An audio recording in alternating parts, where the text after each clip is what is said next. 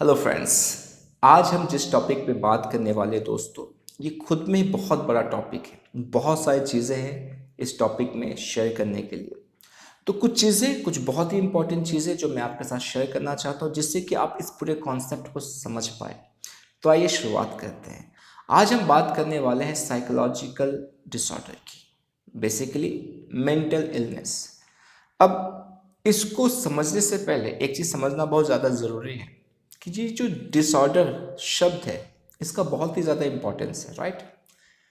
होता ये है कि बहुत सारे ऐसे लोग हैं जो अपने आप को ये फील करवाते हैं, उनको ये ऐसा लगता है कि वो किसी साइकोलॉजिकल डिसऑर्डर से गुजर रहे हैं, कुछ बहुत बड़ा प्रॉब्लम उनके साथ हो रहा है, और फिर वो अपने ऊपर एक ठप्पा लगाते हैं एक बीमारी के नाम के साथ। तो उन चीज़ों को आप इस वीडियो में समझेंगे। पहली बात, जो साइकोलॉजिकल प्रॉब्लम है वो ज़्यादातर लोगों को है इस पूरे दुनिया में, राइट। अब ये बहुत कॉमन भी होता है, जैसे कि जब हम लोग थॉट की बात करते हैं तो थॉट से भी लोगों को बहुत सारी परेशानी होती है। तो थॉट का एक बहुत बड़ा जो प्रॉब्लम है जो ज़्यादातर लोग फेस करते हैं वो है डर, फियर। हर इंसान को डर लगता है, किसी ना किसी चीज़ से डर लगता है। अपने लिए ना लगे तो दूसरे के लिए लगता है, अपने परिवार के लिए लगता है, पर डर हर इंसान को लगता है। अब जब इंसान डर की सोच से गुजरता है तो उसकी पूरी थॉट बिगड़ जाती है, फीलिंग चेंज हो जाती है, और बिहेवियर पे इसका बहुत असर पड़ता है। कुछ ऐसे चीज़ें वो करता है जो नॉर्मली वो नहीं करता, राइट। उसी तरह से इमोशंस के साथ भी इंसान का कुछ इशू होता है, जैसे कि सबसे बड़ा जो हम लोग फेस करते हैं वो है हमारा गुस्सा। तो गुस्सा भी हर इंसान को आता है, सही बात है। और गुस्से में इंसान कैसे बिहेव करता है आप जानते हो, वो नॉर्मल तरीके से बिहेव नहीं करता, जैसे कि रेगुलर तरीके से बिहेव करता है। तो ये कुछ चीज़ें जो हर इंसान के अंदर है, हर इंसान इसको फेस करता है। किसी के अंदर ज़्यादा होता है, किसी के अंदर कम होता है। जब डर बहुत ज़्यादा बढ़ता है किसी चीज़ को लेके, राइट, तो कुछ कुछ फोबिया का रूप लेता है। और कुछ लोग जब बहुत ज़्यादा गुस्सा करते हैं, शॉर्ट टेम्पर होते हैं, तो वो भी एक अलग लेवल पे जाता है। पर अभी भी आप डिसऑर्डर तक नहीं पहुंचे, राइट। अब फोबिया है या नहीं है वो कैसे पता चलेगा, वो भी मैं आपको बताऊंगा। अब यहाँ से आपको समझना है कि आप पहले से ये अपने आप में डिसाइड मत कीजिए कि आपको ये ये बीमारी है, कोई एक नाम दे दिया आपने, ये बीमारी है, मत आप ये ठप्पा मत लगाइए, राइट। क्यों कह रहा हूँ, क्योंकि मेरे पास जब लोग काउंसलिंग के लिए आते हैं, ज़्यादातर लोग, मैक्सिमम जो मैं कहूँ तो 90% से भी ज़्यादातर लोग जो वो कहते हैं, वो पहले इस तरह शुरुआत करते हैं कि मुझे डिप्रेशन है, एंग्जाइटी है, ओसीडी है, बायोपोलर है। वो पहले बीमारी बताते कि उनको है क्या, वो ये नहीं बताते कि वो फेस क्या कर रहे, हो क्या रहा है उनके साथ। क्यों? क्योंकि उनको लगता है कि वो बीमारी है। अब ये कैसे पता चला? यूट्यूब। यूट्यूब में ऐसे बहुत सारे इन्फॉर्मेशन हैं जहाँ से लोग क्या करते हैं, सिम्टम्स को मैच करते हैं, और फिर उनको लगता है कि ये सिम्टम्स वो बता रहे, तो ये सिम्टम्स मेरे अंदर भी है, तो मुझे ये प्रॉब्लम है, ये मुझे बीमारी है। आपको पता है कि हम अभी एक बहुत बड़े बीमारी से निकले हैं, राइट। एक पेंडेमिक से गुजरे हम, और उसके सिम्टम्स की जब कुछ चीज़ें होती थी आपके साथ, खांस लिया आपने, बुखार आ गई, तो आपके अंदर भी वो डर आता था। पर क्या सच में हर इंसान को वही हो रहा था क्या? नहीं, नॉर्मल से जुकाम खांसी भी हो सकती है। तो इन चीज़ों को समझेंगे कब? जब आप प्रॉपर तरीके से इसका टेस्ट करवाएंगे, डॉक्टर के पास जाएंगे, राइट। अब मैं आपको क्या समझा रहा हूँ यहाँ पर, एक चीज़ समझना है कि आप पहले से ये लेवल अपने ऊपर ना लगाइए। मैं बार बार इस पर जोर दे रहा हूँ। चाहे वो आप किसी यूट्यूब पे वीडियो को देख लीजिए, उसके बाद या कुछ पढ़ लीजिए आर्टिकल्स कि हाँ इसमें ऐसा सा लिखा हो, मेरे साथ ऐसा नहीं। आप ये डिसाइड मत कीजिए, let the doctor decide. Doctor को डिसाइड करने दीजिए, राइट, कि सच में आपको प्रॉब्लम क्या है। अब मैं आपसे ये शेयर करने वाला हूँ कि जब लोग काउंसलिंग के लिए मेरे पास आते हैं और जब वो कहते हैं कि उनको ये प्रॉब्लम है, तो मैं उनसे कुछ सवाल पूछता हूँ। उन सवाल को मैं आज आपके साथ शेयर कर रहा हूँ। आप इन सवालों को पूछ के अपने अंदर भी इस चीज़ को पता कर सकते हैं कि सच में ये प्रॉब्लम है या नहीं आपको। तो जब लोग मुझसे ये कहते हैं कि मुझे डिप्रेशन है, तो मैं उनसे ये सवाल पूछता हूँ कि आपको कैसे पता कि आपको डिप्रेशन है। तो वो मुझे उत्तर देते हैं इस तरह से, वो कहते हैं कि मैं ज़्यादातर समय चुपचाप रहता हूँ, किसी से बात करने का मन नहीं करता, शांत किसी जगह पे बैठे रहे, और बहुत उदासी सी रहती है मेरे अंदर, उम्मीद ख़त्म हो गई, ऐसा महसूस होता है मुझे। मैंने कहा ओके, तो क्या आपको लगता है कि जो आपको हो रहा है ये सारी चीज़ें, आप चुपचाप रहते हैं, खामोश रहते हैं, ज़्यादा घुलने मिलने का मन नहीं करता है, कुछ डर भी आता है, तो इस तरह का जो विचार, फीलिंग, क्या इस दुनिया में बाकी लोगों को भी आता होगा? उन्होंने कहा डेफिनेटली आता है, और मैं सच कहूँ तो ये मुझे भी आता है। मुझे भी कभी कभी चुप रहने का मन करता है, शांत रहने का मन करता है, बात करने का मन नहीं करता, कभी कभी किसी चीज़ को लेके थोड़ा सोचता हूँ, डरता भी हूँ। तो क्या मुझे भी डिप्रेशन है या बाकी लोगों को भी डिप्रेशन है?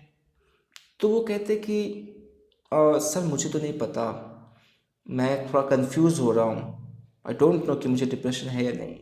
तो जो इंसान कुछ देर पहले ये कह रहा था कि मुझे डिप्रेशन है, पर अब वो नहीं बता पा रहा है कि उनको सच में क्या है।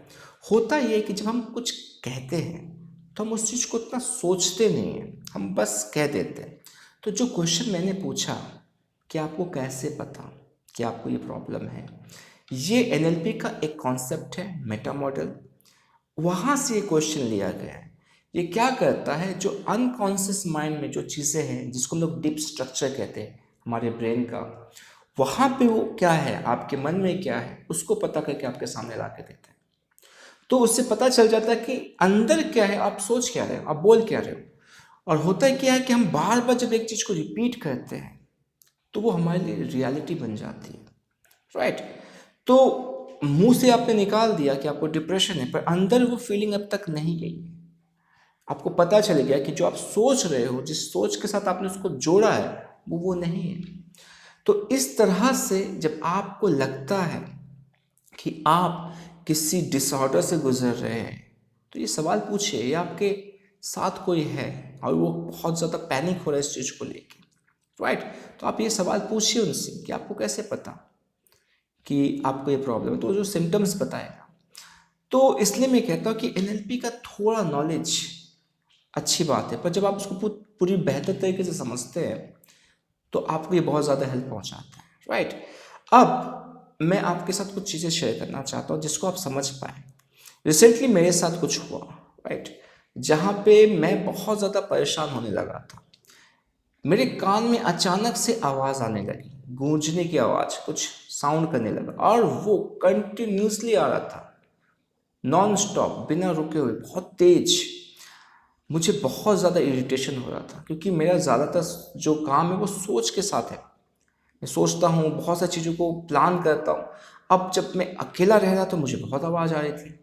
तो फिर मैंने क्या किया, मैंने नॉर्मली यूट्यूब पे टाइप किया कि इसका कारण क्या है, कैसे ठीक होगा, क्या है। और फिर जब मैंने वीडियोस देखना शुरू किया तो फिर दिमाग ख़राब होना शुरू हो गया वहाँ से। कुछ लोग कह रहे थे कि ये परमानेंट है, इसका कोई दवाई नहीं है, कुछ मशीन लगाना पड़ेगा और ये ज़िंदगी भर तक रहेंगे। बहुत सारी ऐसी चीज़ें जिसको सुनने के बाद मुझे सच में कहूँ तो डर लगने लगा कि ये क्या हो गया। पर मुझे पता था कि ये मेरे अनकॉन्शियस माइंड तक पहुंच सकता है, तो मैंने अपने अंदर ऑटो सजेशन देना शुरू किया। मैं अपने आप से खुद से कहने लगा कि ये छोटी सी चीज़ है, ये ठीक हो जाएगी, इसमें इतनी घबराने वाली बात नहीं है, ऐसा कभी कभी हो जाता है, राइट। और ये मैं कंटिन्यूसली अपने आप से कहने लगा, और मैं ये भी कहने लगा कि ये धीरे धीरे ठीक हो रहा है, कोई प्रॉब्लम नहीं है। पर ये धीरे धीरे क्या हो रहा था, बढ़ रहा था। और 5 दिन हो गए लगातार ये आवाज़ आ रही है। मैं अब बहुत ज़्यादा घबराने लगा कि सच में हो क्या रहा है। तो फिर मैंने डिसाइड किया कि अब ये मुझे डॉक्टर के पास ही जाके ठीक करवाना पड़ेगा, मुझे नहीं लगता कि अपने आप ठीक होगा। फिर डॉक्टर के पास गया, मैंने उनको कहा कि ये प्रॉब्लम है। तो फिर उन्होंने कहा कि कोई बात नहीं, ये ठीक हो जाएगा। उन्होंने दवाई दी और फिर बोला कि जाओ और वापस आने की ज़रूरत नहीं है, ठीक हो जाएगी। तो एक चीज़ तो मन से हल्का हुआ कि कुछ लोग कहते कि इसकी दवाई नहीं है, तो डॉक्टर ने दवाई दी। तो कहते कुछ है लोग, कुछ इस तरह से चीज़ें शेयर करते जैसे लगता है कि सच है वो। फिर भी जब 1 हफ्ता हो गया, ठीक नहीं हुआ, दूसरा हफ्ता हो चुका, कंटिन्यूसली आवाज़ आ रही है, मैं उसमें वीडियो बना रहा हूँ। और अब और डर लग रहा था, ऐसा नहीं कि आवाज़ बहुत तेज बढ़ रहा था, वो कम रहा था, पर अंदर से घबराहट होती कि ठीक कब होगा, पूरी तरह से कंप्लीट ठीक कब होगा। 18 दिन लगे और फिर ये आवाज़ बंद हुई। पर मैं आपको ये कहना चाह रहा था कि यहाँ पे जो साइकोलॉजिकल जो काम था मेरा, जिस तरह से मैंने अपने माइंड को मैनेज किया, वो बहुत ज़्यादा ज़रूरी था। यदि मैं वो नहीं करता तो शायद ये प्रॉब्लम मेरे साथ कुछ और लंबे समय तक रहता या परमानेंट भी हो सकता था। क्योंकि सोच बहुत ज़्यादा इम्पॉर्टेंट है और मैं जानता था कि मेरे माइंड में ये पावर है, वो हील कर सकता है मेरे बिलीफ के साथ।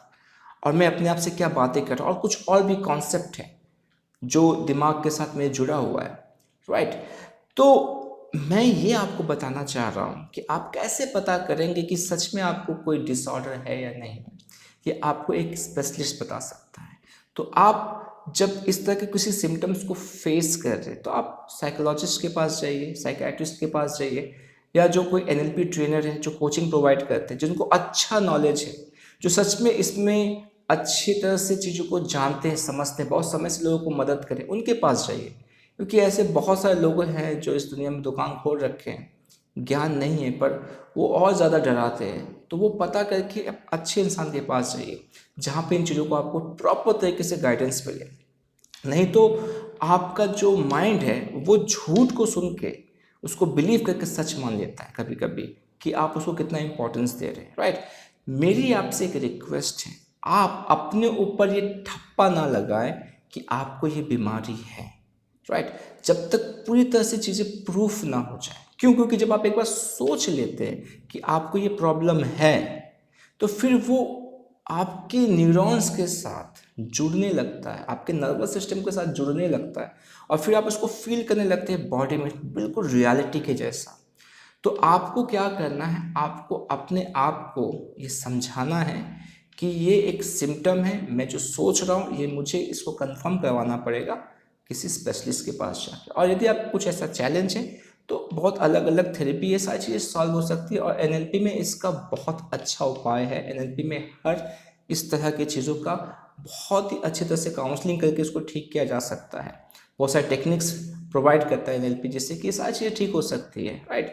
और आप यदि साइकोलॉजिस्ट के पास जाना चाहते हैं तो आप उनके पास भी जा सकते हैं। दवाइयों को ऐसे लेने मत शुरू कीजिए, थोड़ा सा टाइम दीजिए, राइट। तो ये चीज़ें मैं आपके साथ शेयर करने वाला था कि जो साइकोलॉजिकल डिसऑर्डर है इसको आप कैसे पता करेंगे।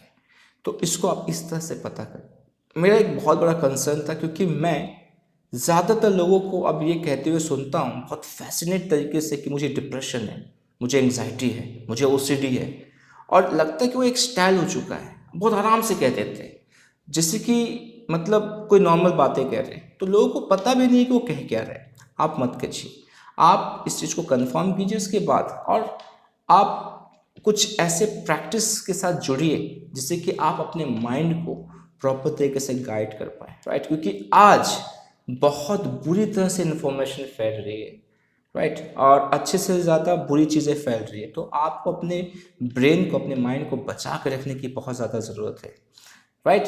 तो आई बिलीव कि आपने कुछ सीखा, कुछ समझा, और बहुत ही हेल्पफुल रहा ये वीडियो। तो इसी तरह से सीखते जाइए, प्रैक्टिस करते जाइए, और अपने लाइफ को बेहतर बनाते जाइए। मैं फिर से मिलूंगा अपने नेक्स्ट वीडियो में, तब तक अपना ख्याल रखिए।